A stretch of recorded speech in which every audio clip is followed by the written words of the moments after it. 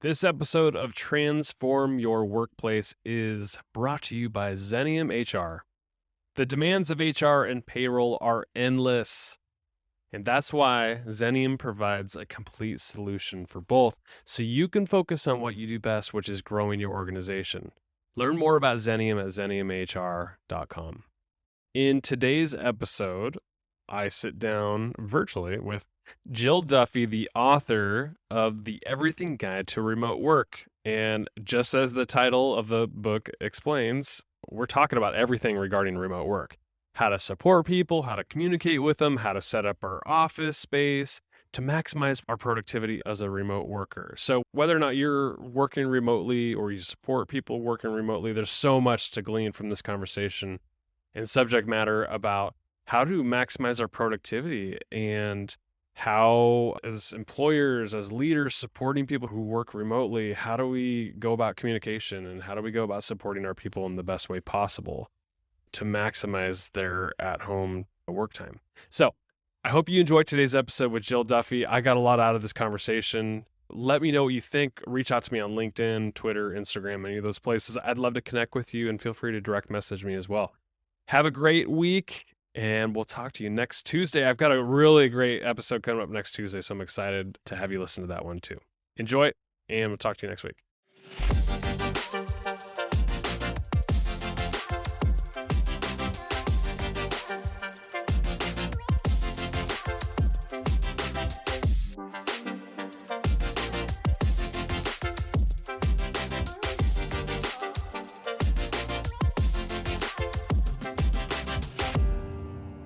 Jill, it's a pleasure to have you on the show. Thanks for coming on. Oh, thanks for having me. We're going to talk about your new book, which by the time we release this will probably be out, but it's the Everything Guide to Remote Work.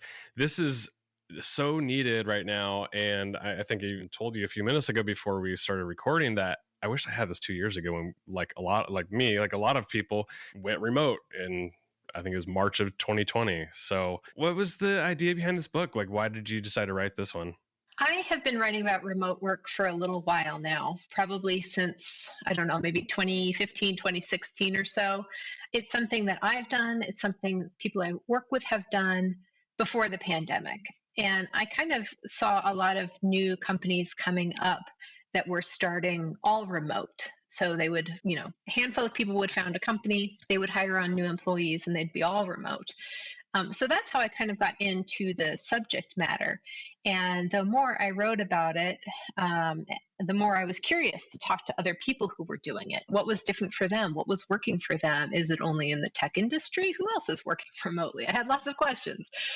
So I just kept writing about it, and then Simon & Schuster actually reached out to me and said, there's a big need for a book on remote work. You want to write one? And I said, yes, absolutely. And that was after the pandemic, of course. So it was an interesting time to be thinking about how remote work has changed and how the people who are experiencing it now aren't experiencing the same situation that other remote workers had been in before the pandemic. It really is different now. So that's just been super interesting to watch that play out and to cross my fingers and hope that things eventually level out to the kind of benefits we had before as remote workers. For this book in particular, what types of remote work do the ideas in this one apply to? So fully remote or hybrid, what would you consider it applying to? All of it. All of it. One of the things I say early on is that there's no one thing that is remote work. If you are the only person who works remotely with a team of people who work in a central location, that counts. If everybody in an organization works remotely, that counts. If you are a solo entrepreneur and you work from home and you don't have a dedicated other office space, that counts. People like accountants and writers and journalists and musicians have all been working more or less remotely in the sense that they're not working from a central location with other people for centuries. It's not really all that new to think of people who work in a space that is not a centralized workspace. And hybrid workers too, which we're seeing more of now, but I think it was more common than a lot of people let on for a long time. We just didn't have the word hybrid to describe it. You would have somebody like your boss would say, I work from home on Fridays. Or people would say, I'm traveling and taking vacation days, but I'm going to be online on Monday and Friday, for example. So that's all remote work. There's just so many different ways that it can happen. Since you've been writing about remote work for some time now, from your perspective, what are some high level pros and cons of working remotely? A lot of it has to do with the person, their personality, and the job that they're doing. So I think when we see a good fit in the person, the personality, and the job that they're doing, the benefits can be autonomy. That's a big one. You are left to work how you want, when you want, and where you want to a much, much greater degree. For some people, it's 100% autonomous. For some people, there may be more restrictions. But generally speaking, you have a little bit more autonomy in what you do, how you do it. We know from a lot of research that the more autonomy workers have, the more likely they are to be productive as well as to have loyalty to the organization they work for. So that's a benefit, not just for the worker, but really for the employer too. Another benefit is that you can be friends with your actual friends, and you don't necessarily have to be friends with people in your workplace. Again, this comes down to like a personality issue. Not everybody likes this, but some people have a really hard time going into workplaces, especially if it's dominated by people who are not like them, who don't share their ideas. Yeah, I get that. They don't want to necessarily be friends and friendly with everybody. And remote work gives you so much more time and flexibility to see your friends and your family and have lunch with people that you know and you like. For child care, elder care, pet care, all kinds of care, remote work usually gives a lot more flexibility. And that's a pro, but it's also for some people very hard to balance. So I wanna say like it's a pro when looked at comparatively, that when you have to go into a workplace with other people, you physically can't be around to help take care of others. And when you work from home, you can. So it's a benefit, but it's not a perfect situation. Some of the cons, I find the biggest one is people who are extroverted have a very hard time when they work by themselves. So this is something we've seen in the pandemic, is that when working remotely, we've come to think of it as working from home solo. So maybe you have kids in the house, maybe you have a partner or roommates or other people around you, but there still tends to be a feeling of isolation for certain types of people. I would say that the balance to that is, in a normal world when we can go out and mingle, you can join a co-working space, you can work from a coffee shop, you can work with other friends of yours who are remote workers, and you don't have to be alone. But the pandemic has really thrown a wrench into that. And then just to give you one more con, I would say there are a lot of people who like the rhythm of a daily routine in commuting. They find that commuting gives them an ability to ramp up and get ready for work, have a routine that like leads them into it, have a purpose when other people's eyes are seeing them in the chair. They feel a little bit more accountable for showing up on time. And then the same with going home. They like the wind down. You leave the workspace, you leave the work behind, you have a period of time, even if it's a short commute, to kind of readjust and get back into a different mindset. And those people tend to have a hard time figuring out how to create boundaries at home that give them the same effect. Yeah. In talking with a lot of people about remote work, it does seem like every remote work environment is not necessarily created equal. And I'm thinking if people are considering, like maybe they're interviewing with an employer about a remote first position, what are some questions that they should ask, or even some perks and benefits that are offered from your perspective that people should be asking about to make sure it's a good fit for them? I don't know if that's probably an easy one to unpack, but I'm sure there's some high level things that you would say, like, these are the must haves. Yeah. The benefits coming out of all remote or remote first companies are huge. A lot of them have gravitated toward an unlimited paid time off policy. And these kinds of policies have pros and cons to them as well. But let me just first explain what it is. So unlimited time off means instead of having a set number of vacation days that you earn or accrue as your time goes on, you can take the time off that you need as long as your manager usually approves it. That means if you are comfortable and happy taking off 4 weeks out of the year, 5 weeks out of the year, that's probably going to be allowed. If you only take off 2 weeks in the year, that's your business. The problem with unlimited paid time off is sometimes the culture of the company doesn't actually support it. So people tend to take less vacation than they should. So in a remote job interview, I would say ask how many days on average people tend to take off, especially if it's an unlimited paid time off policy. Find out, is it a culture where people are really supported taking that time off?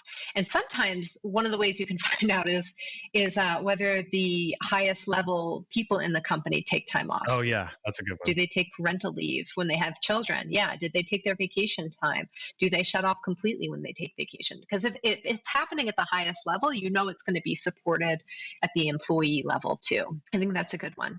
Another thing you should ask is, how geographically spread out is the team? Because you want to know what hours are you going to be required to work. So if you have a team where people are all over the world, you might find that the company has a policy, once a week we have a big meeting. It's optional and it's held at such and such time. And you can get a sense of where people are, how many people in the world are, in one time zone versus another, based on when those meetings will take place. Some companies will have a policy that say, no, we need you to work very specific hours. And depending on the type of job, that might be a requirement. If you're doing a support type job, if you're answering help emails or help phone calls, for example, you might be required to work certain hours, but you shouldn't go in assuming you know what those hours are. So definitely ask about that. I would also say another good thing to ask about is whether there are any times when the team is expected to get together In person? Yeah, beyond just general business travel, is there a team meeting? Is there an all company meeting? How often does it happen? How is the location chosen? If I decided to attend, first of all, would it be mandatory for me to attend? And if I were to attend, could I bring my family with me? Is there any sort of allowance for childcare, for example, if I have to attend these things? So these are good things to think about, I think. This is beyond, your typical job interview questions about the core work itself. This is sort of like, how do things run for you guys? How do you work? How do you expect me to work and fit in? And the nice thing is a lot of remote first companies make this kind of information public. So if you have a job interview with a company that's all remote, definitely go out and try to research them, because chances are they've written about this stuff before, and you can find out a lot of these answers just by reading their blogs and their website. How do we set our remote workspaces up for success? Like I don't know if there's core equipment pieces that you need or workspace. I would love to hear what your perspective is. And you have tons of great ideas in the book, but I'm just curious, what are the must-haves from your perspective? So most people who are working remotely have some kind of a computer. That's going to be the first thing. It's pretty tough to work remotely without being connected in some way. So you need a good computer. You need a good router and Wi-Fi connection. So pay for your internet service, pay for a new router. Don't cheap out on those things. No, especially the internet piece. Like I think like you need like a gigabyte speed or something like that, especially if you're doing video calls and stuff. Like I think the internet, do not cheap out on that. Yeah, that's something that you should pay for. And often it's something you will have to pay for out of pocket. A lot of companies will have a clause saying, you have all the freedom in the world to work whatever hours you want, to do what you want, but you have to pay for your internet. That's a requirement we have. I have seen other companies sort of offer as a benefit, $50 a month toward your internet, or some other kind of token to help people pay for it. But yeah, don't cheap out on your internet. Make sure you have a good router. You're going to need a computer. I would say set up a desk. Have a desk and a chair that you like.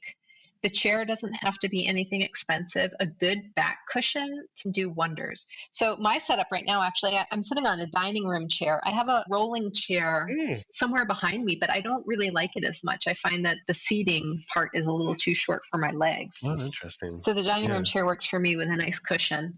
Get yourself an external mouse and keyboard if you're working on a laptop. You can always prop up the laptop with some books or with a laptop riser. That will help make sure that the screen itself is high enough. You want your eye level to be about hitting the top of the screen for good ergonomics. And then the external keyboard and mouse will just make it all easier on your neck, shoulders, back, hands, wrists. If you do reading on physical paper, you probably need a printer, and it's really nice to have a little lamp for that, something to give yourself a little extra light. If you do a lot of video calls, you will need some kind of a light source. The best, in my opinion, is a window. So if you have a window and lots of good sunlight, great. If not, maybe get a ring light. Maybe think about bouncing a ring light off of a white wall or a white sheet of paper. If you don't want to point it directly at your face, that will help. And that's about it. I mean, you can keep it pretty simple. There's more that you could add. And I think decorate your space so that it makes you happy. Put up pictures of people you love, get some plants, whatever it is that makes you comfortable. Invest in those things. And remember, your space isn't static. You can change it at any time. So I think the new year and right around spring cleaning time is a good time to say, let me take stock of what I have. What would make me happier? What would make me more comfortable? And just think about making those adjustments as you go. Jill, I'm pretty proud of myself because I've gone the last 2 years working remotely without having to buy a printer. So that's pretty cool. That's one piece of equipment I've always. I don't know how people get away with it. I've always hated having a printer at home, so it's nice that I haven't had to print anything. Everything's so digital for me. Yeah, people have told me that, and I don't know how they get away with it. I always need to print something. Of course, yeah. What advice do you have for people who are really trying to find what schedule and routine works for them? So let's say they have autonomy over their schedule and a lot of flexibility with the remote position. Like what kind of schedule and routine should people develop? Because I think that's the biggest thing for people is they need some sort of structure. That's what helped when we're going into the office, but now if people are at home, they should probably have some structure, wouldn't you think? So what I'm going to say might surprise you. I've been thinking about this a lot lately and writing about it a little bit. Your routine can change. So what works for you today, what worked for you a year ago, may not be what works for you tomorrow. I think a lot of people are looking for that silver bullet answer of yeah, I was looking for my own advice. Get up here. at 5:30, make sure you start promptly at 8. No. Getting dressed, deciding what properly dressed for work means anymore. No. What you need now may not be what you need later. So what I would say is instead of thinking too much about a routine, think about things that are going to help you get started.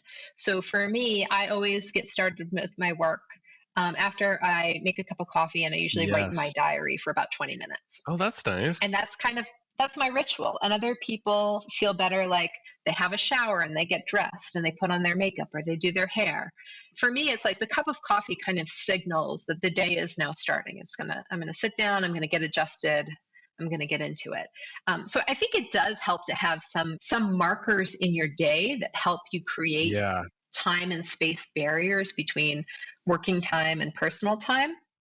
But I don't think it needs to be a set routine that is always the same. And like a rigid structure or something like that. Yeah. I think for a lot of people too, childcare, pet care, elder care, all kinds of care are part of that routine. People will tell me, well, my workday starts after I drop my kids off at daycare, or my workday starts after my kids get on the school bus, or my workday starts when elder care is taken over by somebody else who helps me. So for those situations, I think usually people know that they have other things in their day that they've got to take care of that kind of create those markers for them. But if you don't have them yet, just find something that you do already anyway, such as have a cup of coffee, walk your dog, whatever it is, and try to pin the start of your workday to that, to help signal to your brain, this is when we start work. And all the other things, how late you sleep, when you get dressed and take a shower, like some of that can be flexible, and it can change depending on the season that you're in. If you live in a place that has long, dark winters, you might not feel like getting up and taking a shower at 6:30 in the morning, and that's okay. Yeah, I'm in Oregon. It's like dark and rainy and cold all the time. Yeah, it's kind of harder to get up and feel like you're getting started when the weather is darker like that. Yeah. You wrote in the book that remote teams must over communicate. Why do you suggest that? Yes. So important. The reason is when you're working remotely, you don't have all of those other interpersonal moments when you remind people you're going to be on vacation, or they look over and they see that your chair is empty because you're out to lunch. So remote teams are working together. They have to tell each other what they're doing, how they're working, where information is located multiple times. So you're going to find yourself repeating yourself, being a little repetitive, as I just was there. You can say things twice. Tell people on Slack or Microsoft Teams. Tell them on a video call in a meeting. Tell them in an email follow-up. Put information on the shared drive or server, whatever you have. Put information on a shared whiteboard that you use. Put the same information on the team messaging app. Don't be afraid to repeat yourself, because people won't see the information the first time around. They may not have heard you. They might forget. So just repeat yourself. And the other piece of over communicating, I think, is just telling people when things are going well. In a physical work environment, in a shared work environment, we know when things are going well because people have an upbeat attitude, and the executive team is, high-fiving each other when they come out of a meeting. Or, it's bagel day is now twice a month instead of once a month because there's a little extra, whatever it is. You have all these little markers that tell you things are going well. And you have the same kind of information when things are not going well. But when you're working remotely and you're just at your desk, in your home or in a co-working space or wherever you work, you don't get all those other signals as easily. So you need people to tell you. And you should do the same thing. If your job is going well, tell your manager, hey, just wanted to let you know things are going really well right now. I feel like I really understood my tasks. I think I did this assignment really well. This project came out great. Tell your colleagues, your coworkers, hey, I noticed you had a great comment in the meeting the other day. That was really insightful. Because they're not going to see you smiling during the meeting. They're not going to get that other information. So you really have to over communicate. And that takes time to develop that skill too. What tips do you have for being clear and concise in written communication? It's do you so hard. Suggest? Yeah, it is hard. And I'm constantly trying to get better at it. But is there any tips or tricks that you've come up with over the years? I found some great video classes online. I think there were a couple of good ones in LinkedIn Learning and Coursera and Udacity, all about business communication and business writing. So I think if you need a proper class to help you get oriented, those are some great resources. And I think sometimes video is a lot easier to absorb because you can turn it on and kind of pay attention as you're doing something else. Beyond that, I would say, think about the medium where you are writing. So, for example, in an email, you can probably be a little bit longer than in a Slack message or a Microsoft Teams message. Oh, but I hate long emails. The long Everybody emails is. kill me. Some things to think about, though, when you're working remotely, it's less synchronous work, meaning you're working not simultaneously with people all the time. So when you write an email, don't imagine somebody waiting eagerly at the other end on their computer to receive it. You can take a moment, just stop, read it over. Break things up into paragraphs, maybe read it out loud. Think about how the information is grouped. So by that, I mean, is the most important information at the top? If you were to try to put bold on all the really important things, would they be grouped together? Would they be kind of spread out all over the place? And that's something I do a lot, actually. When I type a Slack message to say, hey, whoever needs to know, this is what I'm working on, I'll put the key things in bold to make it easy for them to just glance at the message and see. With email too, line breaks, paragraph returns help tremendously. And just make sure that that information is grouped properly. I'll sometimes also reread an email and take out a lot of, hey, how's it going? Hope you're well. Best wishes, happy holidays. I try to minimize that stuff a little bit. I want to be nice and personable, but if it's already a long message, nobody needs those extra 3 sentences in there. Right. And I'm with you because a lot of times I'm trying to convey how I'm feeling or emotion in the email, to be friendly and stuff. And a lot of times I'll just put a smiley face or an exclamation point at the end of something that's kind of matter of fact sounding by itself. Yeah. But the nice thing about that is it removes all the other fluff that I would normally put in, hey, how's your weekend going, or anything like that. That just kind of wastes time. Yeah, you're absolutely right. Emojis, reactji, and exclamation points are super super helpful. And if you feel like you are the person who doesn't like exclamation points, just remember it's not about you; it's about your reader. So if that exclamation point makes your reader feel happy, give it to them. Yep, I love that. So you wrote in the book that remote work is reshaping our meetings. How should we rethink how we structure and collaborate in meetings? I think this is hopefully one way that remote work will make all of work better. In remote work, we really have to think about the time we spend in meetings as being precious. So, what that means is, especially if you're working with people who are across different time zones, just physically getting people together on a call, finding a time that works for everybody is tough. And when you think of it that way as like a limited resource, you really want to make the most of those minutes you have together. So, what we can do is sort of think backwards and say, what can we do in the meeting? What would be best done in the meeting when we are spending that time together? And what could we do ahead of time or afterward? So, I encourage people, for example, if they're going to have a brainstorming meeting, to provide a way for people to brainstorm in advance of the meeting itself. This might be a shared document, it could be a collaborative whiteboard, whatever it is. Give people a place to put down their ideas.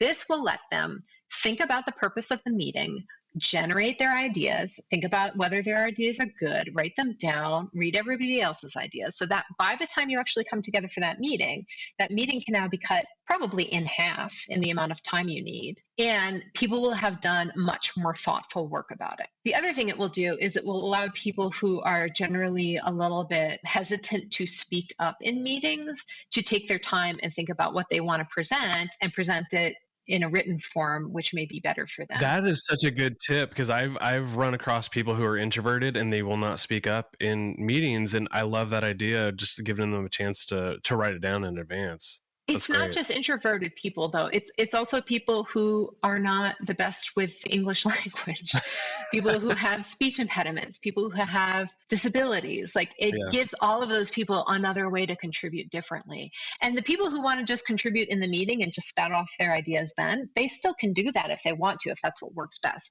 But you're now opening up more ways for people to contribute in a more thoughtful manner. Yeah. That's great. Any collaboration tools other than, like you said, a shared document? Do you use like a whiteboard or anything like that virtually that would help, like, kind of structure the meeting in a fun, collaborative way? I'm a big fan of Miro, Miro.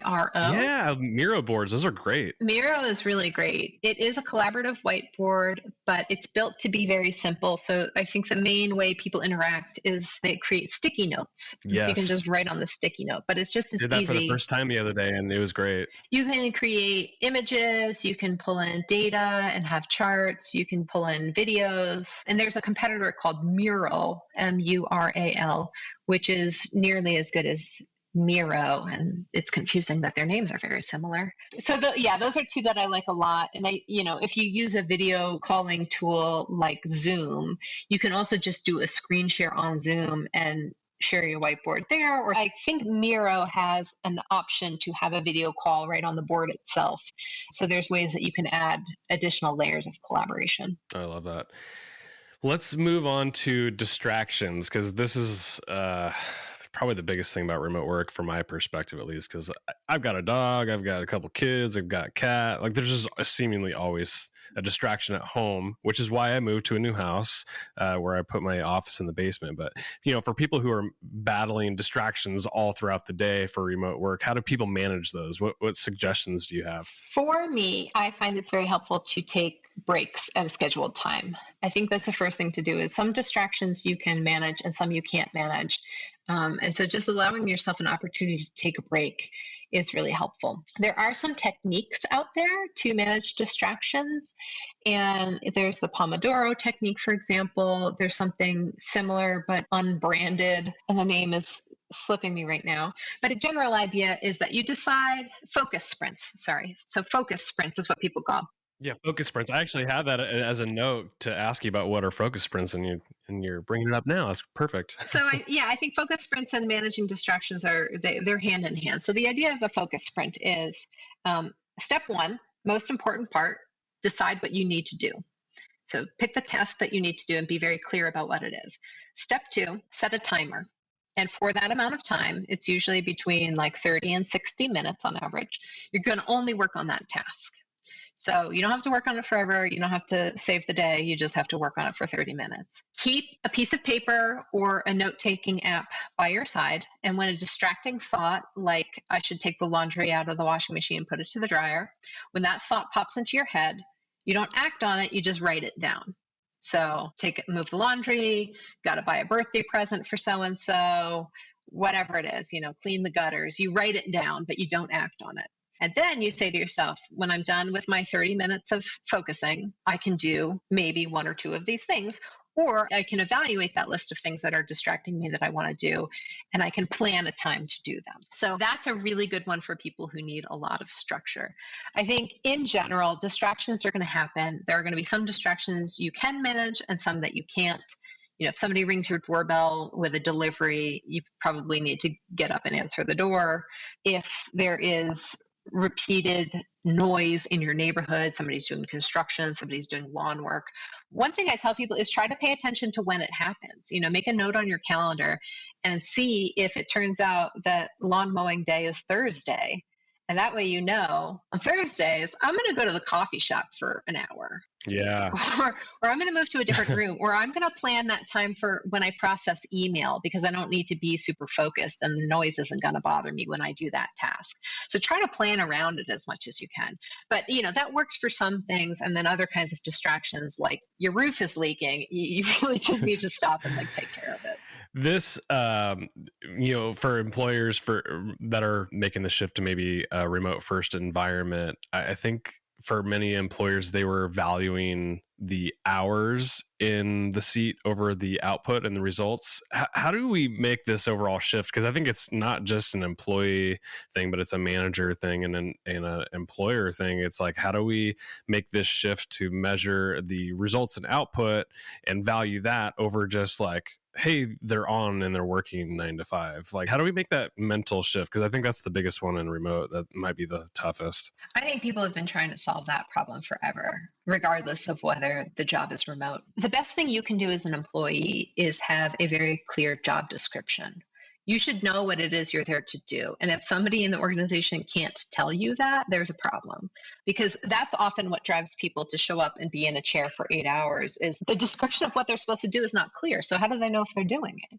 Having goals, whether that is an amount of output you do, some kind of metric that you meet, sometimes that's helpful. That's not possible in all jobs. And sometimes your employer can have inflated expectations of what a normal person can do in a normal amount of hours.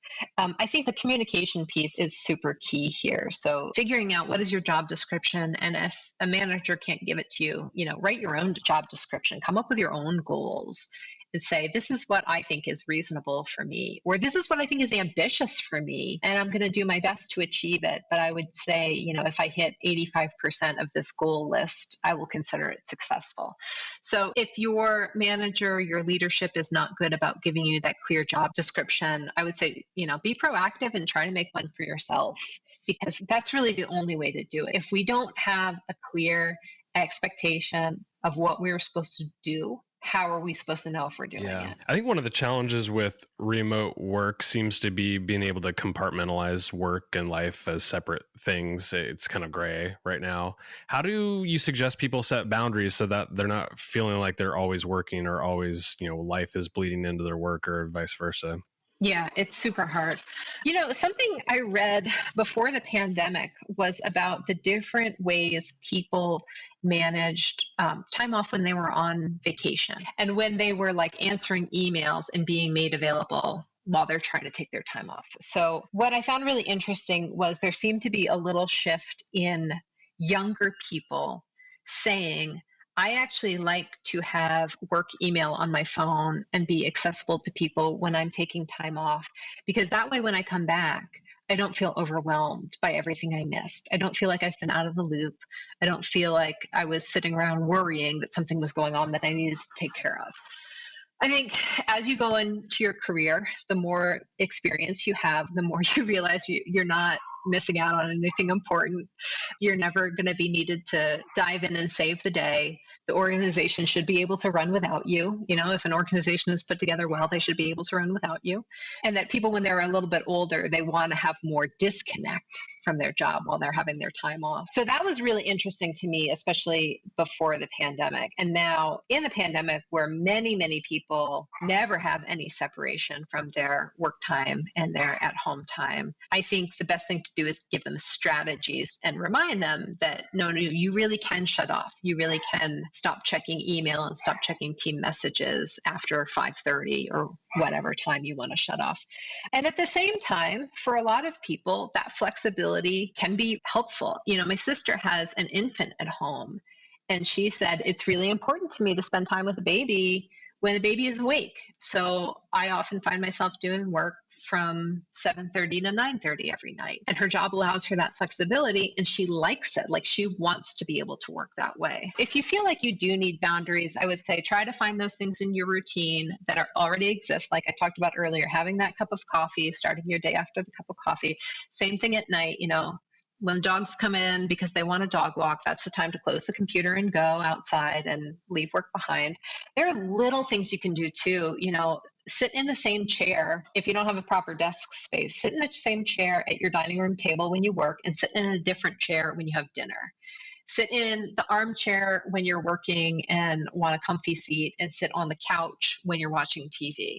The little things you can do just to tell your brain, this environment means work, this environment means personal time. When I'm in the spare room, the office room, whatever, that's work time. So when you're doing your holiday shopping online, go somewhere else. Don't do it in your workspace. Yeah. You even said in the book to have maybe two computers. I mean, maybe for a lot of people that wouldn't be possible, but I thought it was interesting to like kind of to manage distractions and even to separate is like, you know, the work laptop is for work, and there's no, you're not going to be surfing Facebook or Instagram on there, but you know, your shopping and social media and your other personal stuff could go on this other computer. I thought that was pretty good advice. You can do the same thing with profiles on your computer too. So you can have two separate logins. One is your work login, one Yeah. is your personal login. Yeah. Smart. Yeah. Well, I've kept you a long time, and honestly, I could keep asking you all these questions that I had jotted down for you, but I'm just going to suggest people get the book Everything Guide to Remote Work, because there's a lot of great stuff in there, and it's easy to flip around and find what you're needing to find in there. It's really laid out like a guide, which I love. I'm so glad you said that. Yeah. What I want to end with though is, because you've been writing about this for so long and you have this book coming out, I wanted to know what your opinion was just overall on whether, you know, people should really adopt remote work and figure this thing out, and what if it's good for us long term. What do you think as a society? Is this good for us? And should people do it? I feel like you're asking me if I'm an optimist or a pessimist. I am asking you that. I look at the history of modern work, and I'm a little deflated that we haven't done more to create 4-day work weeks. Yeah, same here. Yeah, I'm with you. There's some good experiments. There's some good changes happening. I think recently the UAE said they were going to go down to 4.5-day work week. And I think remote work is just another way that empowers us to change some of the things about work in general that are not great, that are imbalanced, that maybe promote a very highly capitalistic society, if I can say that. I don't know if people are going to yell at me for that, but yeah, it is what it is. But it's a new opportunity to say, let's think about what we're doing and why. Why do we need to be in a meeting? Why do we need to show up at the desk? What are we trying to accomplish? How much are we going to pay people to accomplish that thing? Exactly. So I hope it is a fresh opportunity for people to just think differently, wipe the slate clean, and do work better. I mean, you said like in a capitalistic society, I'm such a free market guy at heart. And this is part of the process of going through all this is like, here's an opportunity. Is there a better way of doing work and to make people happier, more productive, and make more money? And we all make more money as a result. I think you just have to go through this and experiment and just keep evolving and growing. I mean, I think it's just how it works as a society. That's just my opinion. And I think if we can establish some really good habits in remote work that can then transfer into all the jobs that can't be remote, that it could be empowering for other people too. I think if we can get away from this idea of the hours that you need to show up versus the work that needs to be done, if we can get to a place where people over communicate all the time, not just because they're working remotely, that it will improve other workplaces as well. Jill, this has been a pleasure to have you on Transform Your Workplace. I so appreciated having you on. Where can people learn more about you, the book, anything that you want to point people to? And I'll make sure to put links in the show notes, of course. Yeah, so it's the Everything Guide to Remote Work. I think it's a great resource no matter what stage you are in your career, or even if you're thinking about changing careers. I'm on Twitter at Jill E. Duffy, JILLEDUFFY. And I'm also a writer at PCMag.com. So my author bio is on that website as well. My guest today has been Jill Duffy. Jill, it's been a pleasure. Thanks. Thanks so much for having me.